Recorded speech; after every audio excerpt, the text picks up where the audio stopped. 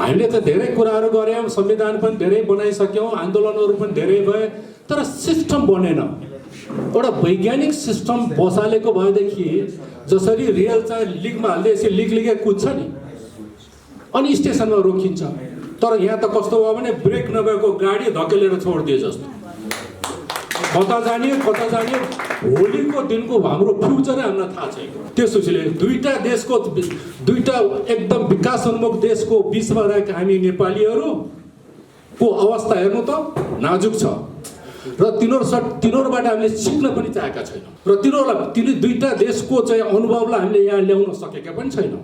अनि नेताहरूको आवेगमा भोट तान्ने हिसाबले बनाइएको छ। त्यसोले यो कुनै पनि चिज चाहिँ विकासको लागि दिगो हुन सक्दैन। कि त मलेसिया जानु पर्यो, कि खाडी जानु पर्यो। अलिकति सम्पन्न परिवारका बोर्डिङ पढेका साथीहरू चाहिँ अस्ट्रेलिया, अमेरिका, क्यानाडा, त्यो हो नि त हाम्रो वस्तुस्थिति। पढ्दा 40 वर्ष बित्छ, अनि त्यो उसले देशको लागि र आफ्नो लागि के गर्ने टाइमै भएन नि त। त्यसैले पढाइमै मात्र समय बिताउनु चाहिँ त्यो पनि हाम्रो देश विकास नहुनुको एउटा फ्याक्टर हो भन्ने हाम्रो निष्कर्ष छ। अस्पताल त बनिरहेछन्, महँगो छ। यदि कडा रोग लाग्नु त मर्नु सिवा अरू केही छैन। हामी त सुन र युरेनियममा थियो, सुतेका छौँ, निदाएर बसेका छौँ। हामीलाई थाहै छैन हामीसित के छ भन्ने कुरा। जडीबुटी हेर्नुहोस् त, यार्सगुम्बा एउटा यार्सगुम्बालाई 1000 पर्छ, कुहिएर गइरहेछ। जलविद्युतमा सम्भावना प्रशस्तै छ, तर यहाँ चाहिँ कमिसन र भ्रष्टाचारको कारणले डिले भइरहेछन् कि त्यहाँ जानेर सम्झौता मिल्दैन। अनि बुढी गण्डकी पनि अहिलेसम्म चाहिँ पास हुन पाएको छैन, अगाडि बढेको छैन। त्यो 15% म बुढो भएको बेला त्यो मैले पेन्सन पाउनु पर्ने कि नपर्ने, भत्ता पाउनु पर्ने कि नपर्ने, जवान छैन्जेल मैले 15% ट्याक्स बुझाएको छु, इन्कम ट्याक्स।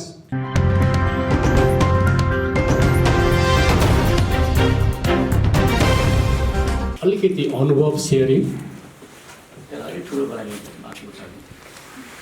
अनि मिक्स ल्याङ्ग्वेज, नेपाली र इङ्ग्लिस मिसिन सक्छ।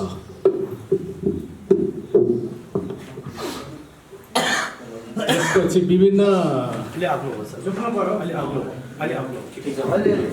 अनि विभिन्न सेक्टरबाट हाम्रो साथीहरू आउनुभएको हुनाले बुझ्ने भाषामा सबैलाई मिल्ने हिसाबले त्यो किसिमले मैले स्लाइड बनाएको छु। र आफ्नो 25 वर्ष अध्ययन र 25-30 वर्षको अनुभव सेयरिङ गर्न पाउँदा म धेरै खुसी छु।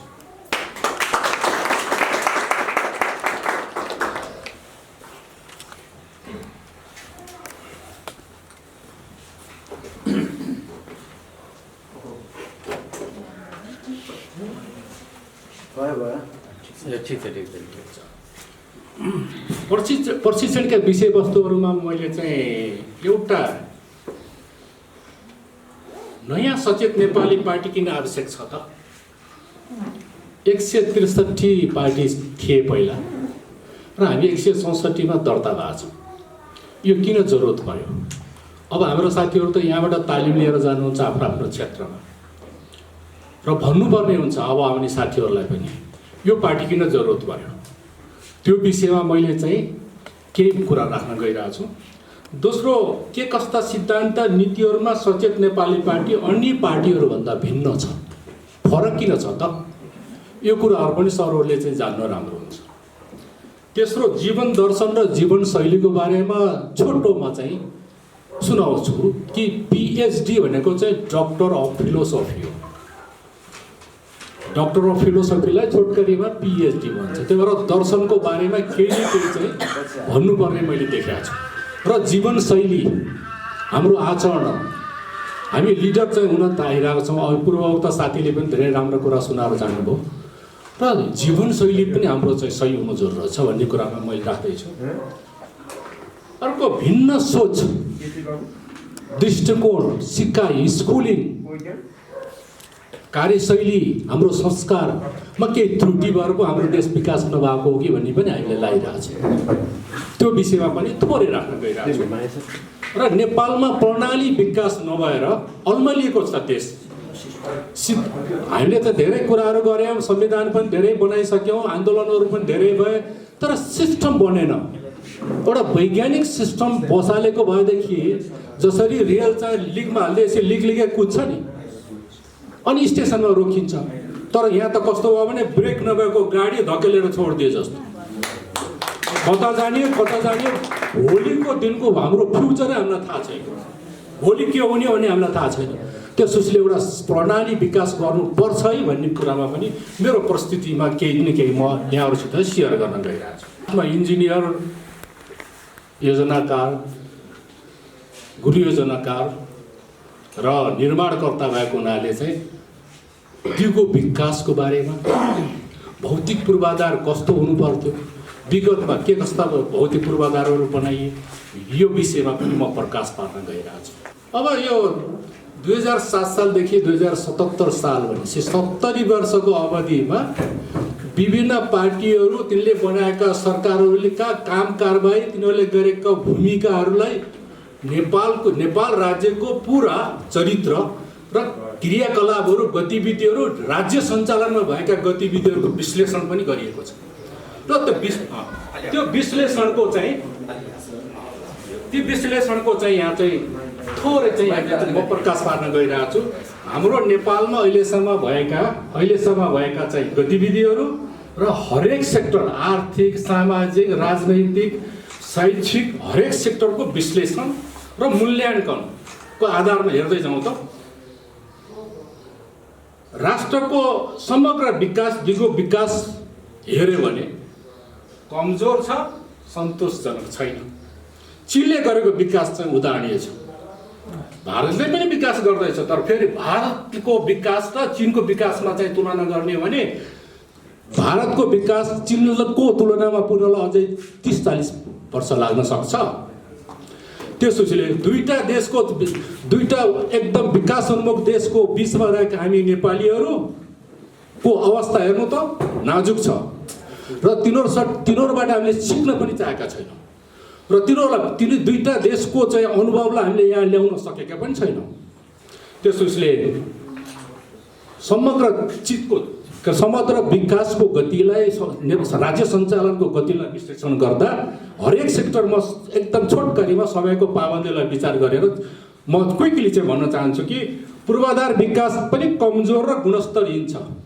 आज बनाउँछ, अलकत्र उकिन्छ, साँगुरा छन्, तेल पेट्रोल खर्च हुन्छ, गाडी छिटो बिग्रिन्छ।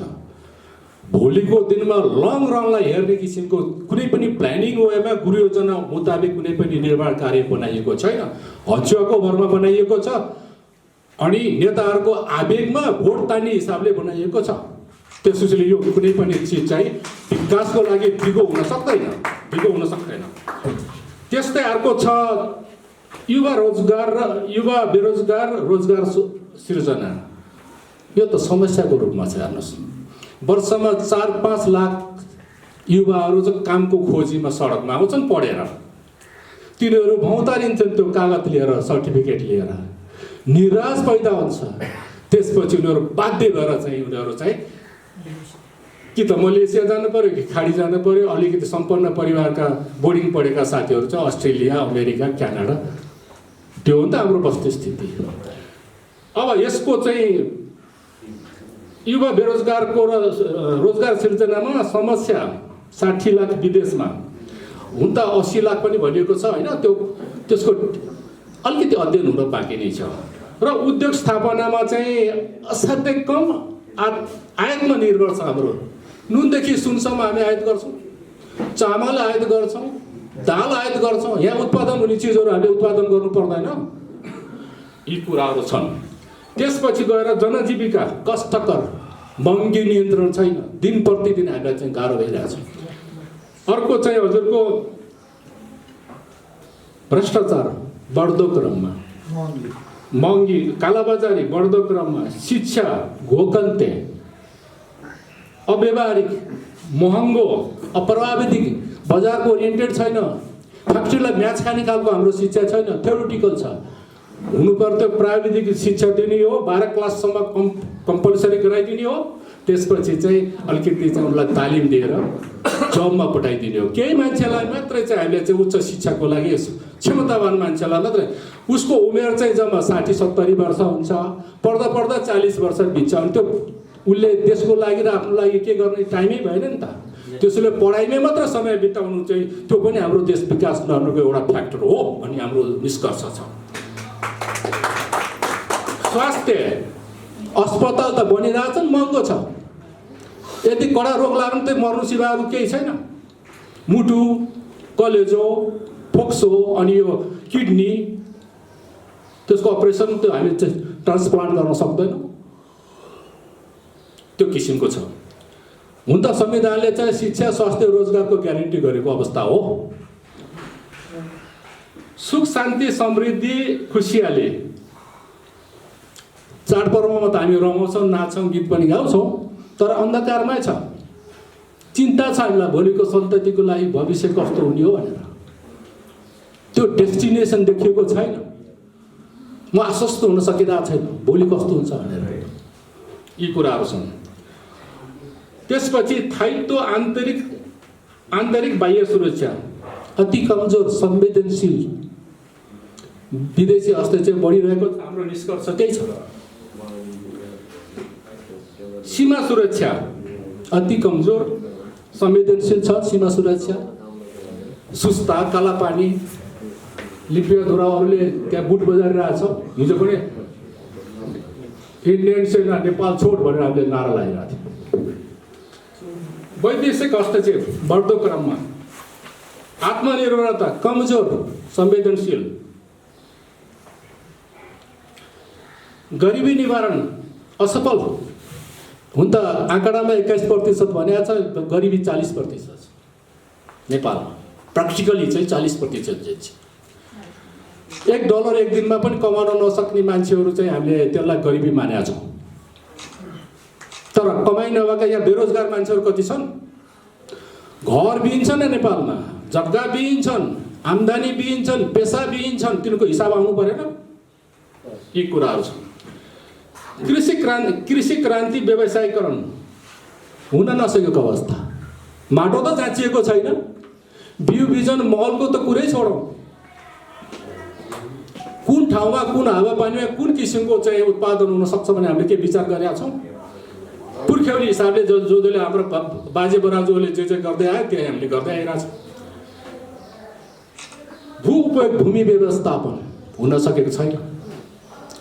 भूमि त के हुनु पर्थ्यो भनेदेखि नि नेपालमा कृषियोग्य भूमि कति छ, हरियाली कति छ, पहाड कति छ, कहाँनिर चाहिँ उद्योग स्थापना गर्ने हो, कुन ठाउँमा चाहिँ व्यवसाय गर्ने हो, कहाँ अफिस खडा गर्ने हो, कहाँ पार्क बनाउने हो, कुन खेतीयोग्य जमिनलाई जोगाउने हो, यो सबै चिजको कहाँ चाहिँ यो के भन्छ यसलाई आरक्षण क्षेत्र बनाउने हो, त्यो सबैको आकलन गरेर विभिन्न रङ राखेर प्लानिङ गर्नुपर्ने होइन र?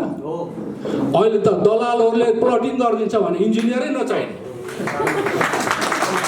प्लानरै नचाहिने, पार्टीका मान्छेहरूले त्यो के अरे दलाली गर्छन्, त्यसपछि उनीहरूले प्लटिङ गरेर बिक्री गर्छन्। त्यही हो हाम्रो नेपालको प्लानिङ।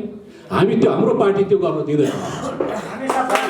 हाम्रो पार्टीले प्लानिङ वेमा त्यसलाई चाहिँ सबै जग्गा कुन भूप्रयोग नीति र भू व्यवस्थापन हामी जोड दिन्छौँ र माटो जान्छ। यी कुराहरू छन्। प्राकृतिक स्रोत साधनको सदुपयोग नभएको अवस्था हेर्नुहोस्। हामी त सुन र युरेनियममाथि सुतेका छौँ, निधाएर बसेका छौँ। हामीलाई थाहै छैन हामीसित के छ भन्ने कुरा। जडीबुटी हेर्नुहोस् त, यार्सगुम्बा एउटा यार्सगुम्बालाई 1000 पर्छ, कुहिएर गइरहेछ।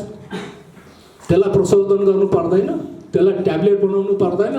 हामी त्यो बनाउने पक्षमा छौँ, त्यो बनाउने पक्षमा। अब हेर्नुहोस्, जुन सेक्टर मैले जुन हाम्रो राज्य सञ्चालनमा भएका जति पनि जीवनमा भएका सेक्टरहरू जम्मै सेक्टरलाई मैले विश्लेषण गरेको छु र कुनै पनि चित्तबुद्ध देखिँदैन।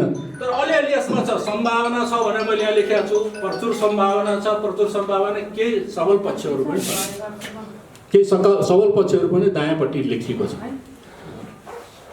वातावरण संरक्षण हेऱ्यो भने ध्यान पुग्न नसकेको अवस्था। फेवाताल त्यस्तो महत्त्वपूर्ण फेवाताल पुरिएर गएको छ, जलकुम्भी उम्रिरहन्छ। प्रदूषण 450वटा होटलहरूको फोहोर पानी राति राति त्यहीँ लएर फालिदिन्छ। त्यही हो तरिका। त्यो भनेको राष्ट्रको सम्पत्ति हो। फेवाताल नहोस् त पोखराको अवस्था के हुन्छ? 40 अर्ब रुपियाँको त्यहाँ लगानी भएको छ। 450वटा होटल रेस्टुरेन्टको फोहोर पानी सिधै चाहिँ फेवातालमा मिसाइएको छ। त्यसलाई चाहिँ प्रशोधन गर्नुपर्छ, त्यसलाई व्यवस्थापन गर्नुपर्छ भनेर मैले धेरै वर्ष लाग्यो। मैले 300 भन्दा बढी त त्यहाँ चाहिँ विभिन्न सङ्घ संस्थाहरू गरेर त्यसलाई गरिब मागी खाने भाँडो बनाइरहेको छन् एनजिओहरू। यो अवस्था हो। हाम्रो सरकार आयो भने हामीले चाहिँ त्यो मुद्दा पनि हामी उठाउँछौँ। वातावरणको मुद्दालाई जलस्रोतको समुचित विकास। अब हेर्नुहोस्, यो चाहिँ के हो भनेदेखि जलस्रोतमा धनी भन्छ, धनी त्यस्तो होइन क्या। नेपालको टेरिटोरी र जनसङ्ख्याको आधारमा एकजनामा पर्न आउने जति पनि पानीको मात्रा छ नि, त्यो पानीको मात्रा प्रशस्त भएको र हामी ब्राजिल पछि सेकेन्ड हो। टेरिटोरी र पपुलेसनको हिसाबमा एकजना मान्छेमा पानी कति पर्न आउँछ भन्ने हिसाबले हामी दोस्रो। यहाँ 83,000 मेगावाट बिजुली निक्लिन्छ त भनिएको छ। अहिलेसम्म 1300 मेगावाट भन्दा निकालिएको छैन। फर्पिङबाट सुरु भएको जलविद्युतको कुरा अहिलेसम्म 1300 मेगावाटमा सीमित छ। र यिनीहरूले के गरेका छन् भने इन्डियालाई खुसी पार्नलाई रन अफ रिभर सिस्टम प्रयोग गरेका छन्। रन अफ रिभर सिस्टम भनेको चाहिँ पानी बग्ने ठ्याक्क हाइटबाट खसाल्दैन, बिजुली निकाल्यौँ, पानी जस्ता तस्तै पठाउने रिजर्भर सिस्टम बनाउनु पर्दैन। कुलीखानी जस्तो रिजर्भर सिस्टम भयो भने बर्खामा प्रशस्त पानी त्यहाँ स्टोरेज हुन्छ, अड्कलेर चाहिँ बिजुली निकाल्न सकिन्छ। त्यो भएको छ त हो। एउटा कुलेखानी बाहेक अरू कुनै पनि रिजर्भर सिस्टममा बनाइएको छैन। जुन कुलेखानीमा तपाईँले बिजुली बाल्दा नमस्कार गर्नुहुन्छ नि, 3 वर्ष डक्टर सेतले त्यहाँ काम गरेर रात दिन खटेर काम गरेर कुलेखानी अहिलेसम्म बिग्रेको छैन। रात दिन 12 बजे 24 घन्टा काम हुन्थ्यो, त्यहाँ चाहिँ काम गरेर त्यो सुरुङ पनि बिग्रेको छैन। बिजुली निकालेको त्यो मात्र एउटा सफल चाहिँ एउटा स्टोरेज टाइपको चाहिँ जलविद्युत आयोजना हो। र जलविद्युतमा सम्भावना प्रशस्तै छ, तर यहाँ चाहिँ कमिसन र भ्रष्टाचारको कारणले डिले भइरहेछन् कि त्यहाँ जानेर सम्झौता मिल्दैन। अनि बुढी गण्डकी पनि अहिलेसम्म चाहिँ पास हुन पाएको छैन, अगाडि बढेको छैन। अब अर्को बहुमूल्य जडीबुटीको सदुपयोग, मैले भने यार्सा गुम्बा, 5 औँले, जटामसी, लोटसल्ला, यी थुप्रै चिजहरू छन् एकदम बहुमूल्य जडीबुटीहरू जो कर्णालीको जिल्लाहरू प्रशस्त जिल्लाहरू हरेक जिल्लाहरूमा चाहिँ यी जडीबुटीहरू कुहिएर गएका छन्। त्यसमा कोही ध्यान पुग्न सकेको। त्यो त एउटै ट्याब्लेटलाई 500 रुपियाँसम्म पर्न सक्छ। हामीले अलिकति यार्सा गुम्बाको एउटा केही मात्रा मिसाएर गर्दै हुन्थ्यो, जुस बनाऊ, हुस्की बनाएर चाहिँ एक्सपोर्ट गर्न सकिन्छ। थोरै मिसाइदिने यार्सा गुम्बा मिसाएर पठाइदिएपछि $500 पर्छ। त्यो सम्भावना छन्। हामी सत्तामा आयो भने त्यो पनि काम गर्छ। हाम्रो भिजनलाई प्रयोग गर्ने अहिले त यहाँ ठाउँ छैन नि त। यस्तो हो नि त सर, तपाईँको सत्तामा त कतिखेर पुग्ने, कतिखेर तपाईँको यो कुन यो जडीबुटीहरूको कुरा त हामीले त्यहाँ भएका साथीहरू हुन्छ नि, हाम्रो कर्णाली प्रदेशका त्यहाँका एउटा कृषि खालको फर्म खोलेर त्यसलाई कलेक्सन मात्र त गर्न सकिन्छ। अहिले मैले जुन विचार अगाडि प्रवाह गरेँ, त्यहाँका साथीहरूले पनि सुन्नु भएको छ र त्यहाँ के गर्ने भन्ने कुरा हामी फेरि छलफल गरेर कुनै योजना हामी त्यहाँ लान सक्ने भयौँ नि। अहिले त विचार चाहिँ फ्लोरमा आइसक्यो। विचार फ्लोरमा आएपछि सरहरू सचेत हुनुभयो। त्यसपछि अब हामीले चाहिँ त्यसलाई कार्यान्वयन पक्षमा कसरी लाने भन्ने कुरा त त्यो त फेरि चाहिँ अझै होमवर्क त गर्नै बाँकी छ। अगाडि बढेँ म। पर्यटन विकास। सिङ्गापुरले आफ्नो जनसङ्ख्या भन्दा कैयौँ गुणा मान्छेलाई बाहिर पर्यटनलाई भित्र्याउँछ। सिङ्गापुरको म गएको छु, सिङ्गापुरमा जम्मा 1 घन्टामा वारपार गर्न सकिन्छ। बुद्धि पुऱ्यायो भने त पर्यटन उद्योगबाटै त त्यति अगाडि बढ्न सकिँदो रहेछ नि त। हाम्रो नेपाल प्रकृतिले सुन्दर देश दिएकै हो र हामीले आफूले यसलाई म्यानेज गर्न र यसलाई चाहिँ बुद्धि पुऱ्याउन नसकेर हामीले दुःख पाएको। यी कुराहरू छ। म यसमा चाहिँ अझै धेरै कुराहरू भएको हुनाले अलिकति क्विक जानुपर्ने भएको छ है। प्रशासनिक सेवा झन्झटिलो, घुस नगइकन कामै बन्द। त्यो त हुनुपर्ने कस्तो हुन्थ्यो भने नि, एउटा ठुलो घर बनाइदिने, हल बनाइदिने, यहाँनिर हाम्रो कागजपत्र छिरेपछि यी सबै पालबाट सिद्धेर त्यहाँबाट फुर्क निस्कने अनि म चाहिँ यहाँ बाहिर कुर्सीमा सोफामा बस्ने हो। म सोफामा बस्ने यहाँनिर चाहिँ ठ्याक्क चाहिँ 10वटा कोठा बनाइदिने ट्रान्सप्यारेन्ट सिसा राखेर यहाँबाट मेरो कागजपत्र छिर्छ ऊ यहाँ के गर्छ छाप लाउने साउने सबै गर्छ यहाँबाट निस्किन्छ। अनि मेरो काम चाहिँ मलाई चाहिँ ल्याएर चाहिँ एकजना ल्याएर मिठो भाषामा नमस्कार सर हजुरको काम यो हो भनेर मेरो हातमा डकुमेन्ट ल्याइदिन्छ। म दौडिने होइन नि त। अमेरिकामा चाहिँ कुनै मान्छे सेवा गराइ आयो भने त जुरुक्क उठ्छ त्यो मान्छे सिटमा बसेको हाकिम र good morning sir may I help you भन्छ। अब हाम्रो यहाँको चरित्र हेरौँ त। सर नमस्कार सुन्दैन बिजी भए चाहिँ गर्छ फेरि नमस्कार नमस्कार हजुर भन्छ उसले। ल भन्नुहोस्। अब उसले सोध्दैन हेर्नुहोस् कहाँबाट आउनुभयो के कामले आउनुभयो है भोलि आउनुहोस्।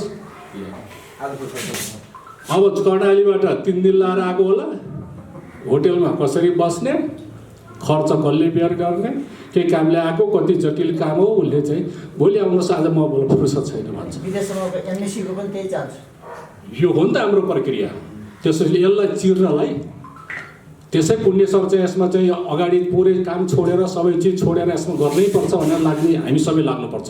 उहाँलाई साथ दिनै पर्छ। हामी यही जोसमा अगाडि जानु। अब सुरु गरेपछि यसलाई छोड्ने पक्षमा जाउँ। कोही पनि चाहिँ हरेस खानु पर्दैन। हामी बल बुद्धि अनुभवलाई यसमा प्रयोग गर्छौँ। सञ्चार महँगो छ हेर्नुहोस्। वाइफाई फ्री गरिसके कति देशले। अब मैले अहिले वाइफाई जोड्न पाएको छैन किन निर्माण हुँदैछ घर महँगो छ हाम्रो चाहिँ सञ्चार। तर हातमा मोबाइल चाहिँ पुगेको छ है। छ अहिले मोबाइल चाहिँ कोले धेरै ठाउँमा चाहिँ फाइबर ग्लासहरू चाहिँ गरेको पनि छ होइन। यसले सञ्चारमा चाहिँ केही अलिकति प्रगति भएको छ। मैले प्रगति भएको चिजहरू हजुरहरूले हेर्न सक्नुहुन्छ यो साइडमा छ। केही सम्भावना बोकेको चिजहरू र प्रगति भएको चिजहरू मैले राइट साइडको लिएँ त्यसलाई मैले बोलिनँ। शक्ति सेवा सुविधा र अवसरमा पहुँच छ त सबैको छैन। सरले के भन्नुभएको छ भनेदेखि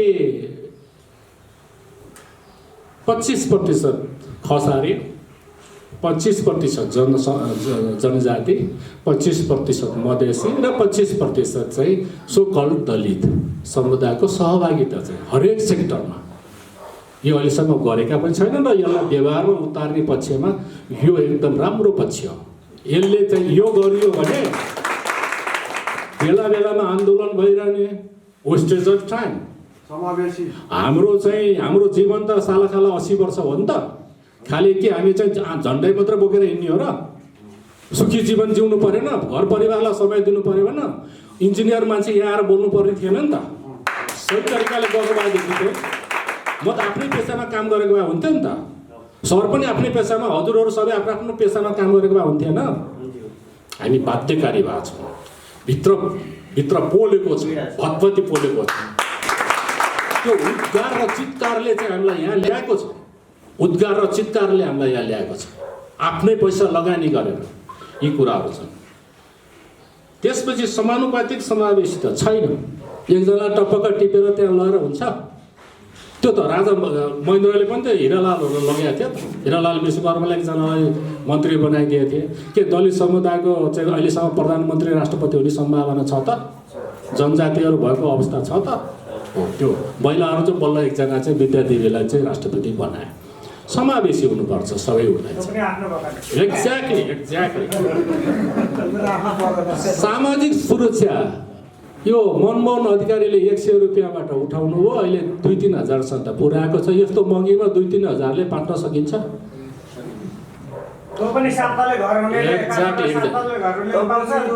सामाजिक सुरक्षा भत्ता भन्ने चाहिँ खास गरी त्यसलाई चाहिँ खारेज गर्नुपर्छ। त्यो नेकपाको भोट ब्याङ्क जस्तो छ क्या। एकछिन त्यो यस्तो हो क्या। मैले चाहिँ अहिले 1 लाख रुपियाँ चाहिँ महिनाको मासिक पाएँ भने 15% ट्याक्स बुझाउँछु। मलाई सोध्दैन एकाउन्टले काटेर दिन्छ। 2 लाख पायो भने 30,000 काटेर दिन्छ मलाई।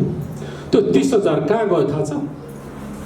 नेताहरूले त्यही बजेट सबै ठाउँको कर उठाएर चाहिँ सेन्ट्रल उसमा उठाउँछ, अनि त्यसको बजेट भाषण गर्छ। बजेट भाषण गरेर विभिन्न प्रोजेक्टहरूमा लैजान्छ विभाग मार्फत, र त्यहाँ जम्मै ठाउँबाट 30% घुस खान्छ। अवस्था त यो हो नि त। सबैतिरको पैसा उठाएर केन्द्रीय उसमा चाहिँ जम्मा गर्छ, त्यसपछि बजेट भाषणबाट फेरि छरेर त्यो योजना मुताबिक चाहिँ त्यो योजना पास गराउनलाई चाहिँ पहिला चाहिँ कन्सल्टेन्सी मार्फत 30% लिन्छ, फेरि ठेकदारबाट पनि लिन्छ, अनि सबैतिर तानेर त्यो जम्मै पकेटमा जान्छ। यो हो नि त पिक्चर। त्यस उसले चाहिँ त्यो 15% म बुढो भएको बेला त्यो मैले पेन्सन पाउनु पर्ने कि नपर्ने, भत्ता पाउनु पर्ने कि नपर्ने, जवान छैन्जेल मैले 15% ट्याक्स बुझाएको छु, इन्कम ट्याक्स। म अब निष्क्रिय भएँ, काम गर्न नसक्ने अवस्थामा पुगेँ। मलाई गभर्मेन्टले हेर्ने कि नहेर्ने हो, यी कुराहरू छन्। यो पछि डिस्कसको विषय पछि गरौँला।